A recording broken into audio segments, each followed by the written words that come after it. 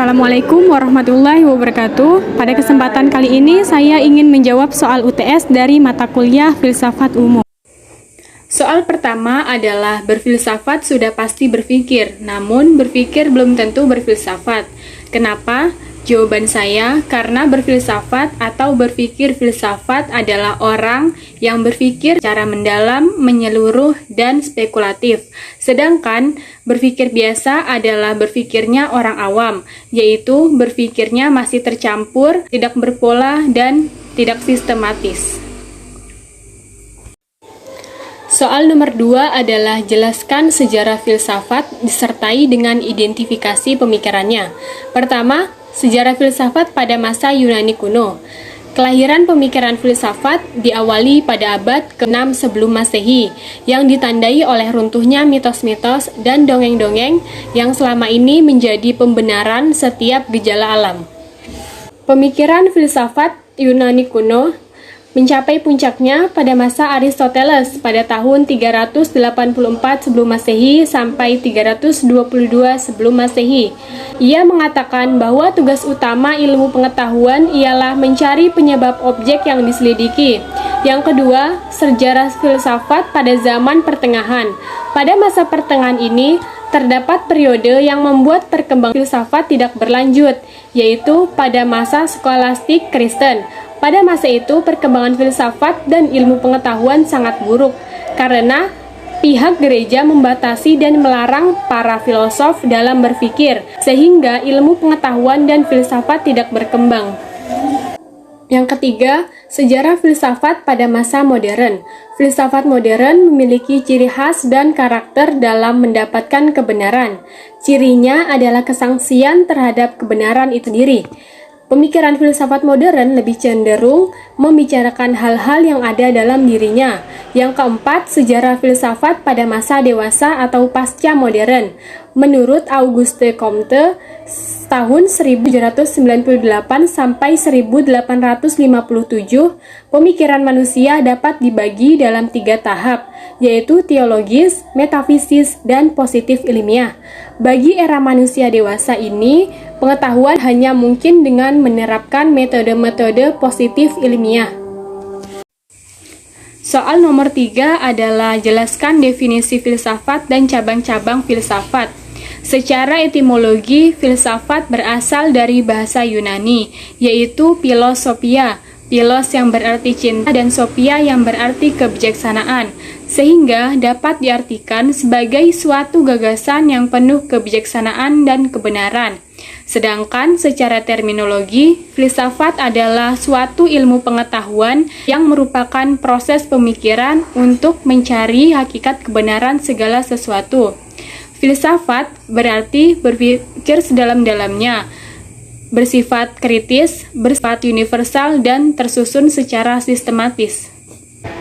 Filsafat memiliki 2 cabang. Yang pertama, filsafat umum, dan yang kedua, filsafat khusus. Filsafat umum atau filsafat murni memiliki objek. Yang pertama, metafisik atau hakikat kenyataan adalah segala sesuatu yang terdiri dari ontologi atau hakikat kenyataan secara keseluruhan. Kosmologi atau hakikat kenyataan tentang alam dan kosmos. Humanologi atau hakikat kenyataan tentang manusia, dan teologi atau hakikat kenyataan tentang Tuhan. Objek yang kedua yaitu epistemologi atau hakikat mengetahui kenyataan. Objek yang ketiga, logika atau hakikat menyusun kesimpulan pengetahuan tentang kenyataan. Dibagi menjadi 2 bagian, yaitu induksi dan deduksi. Induksi adalah hakikat menyusun kesimpulan pengetahuan tentang pernyataan yang bersifat khusus ke kenyataan yang bersifat umum. Sedangkan deduksi adalah hakikat menyusun kesimpulan pengetahuan tentang kenyataan yang bersifat umum ke pertanyaan yang bersifat khusus. Objek yang keempat, aksiologi, adalah hakikat yang menilai keadaan.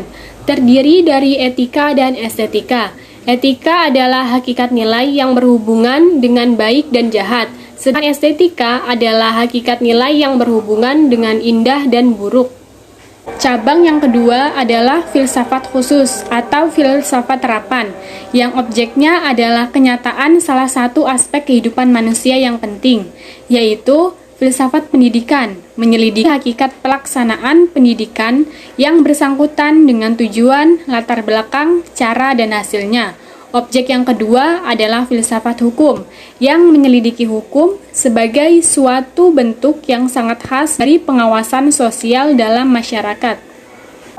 Objek yang ketiga adalah filsafat sejarah, menyelidiki metafisika sejarah yang bersangkutan dengan latar belakang, sebab-sebab, dan hukum-hukum yang mendasar. Objek yang keempat adalah filsafat seni, menyelidiki hakikat nilai-nilai estetis, yaitu nilai-nilai keindahan yang terdapat pada alam dan karya seni dalam segala bentuk dan maknanya. Objek yang kelima adalah filsafat logika, membantu dalam mengenali dan menyelidiki pemikiran. Objek yang keenam adalah filsafat ilmu, menyelidiki struktur ilmu, dan masih banyak lainnya. Soal nomor 4 adalah peran filsafat dalam membentuk kerangka berpikir sebelum melakukan tindakan. Secara umum, mempelajari filsafat bertujuan untuk mengendalikan manusia yang susila, bermoral, bermartabat, dan mempunyai etika dan estetika yang baik. Secara khusus, filsafat mengajarkan bagaimana cara berpikir secara sungguh-sungguh untuk mencari kebenaran. Menurut M. Ngalim Purwanto, manusia dianugerahi akal, daya pikir yang tidak diperoleh oleh makhluk lain. Al-insanu hayawanun natiq. Karena itulah sebaiknya dipergunakan semaksimal mungkin untuk kemampuan berpikir. Karena berpikir adalah daya yang paling utama dan merupakan ciri khas untuk membedakan manusia dan hewan.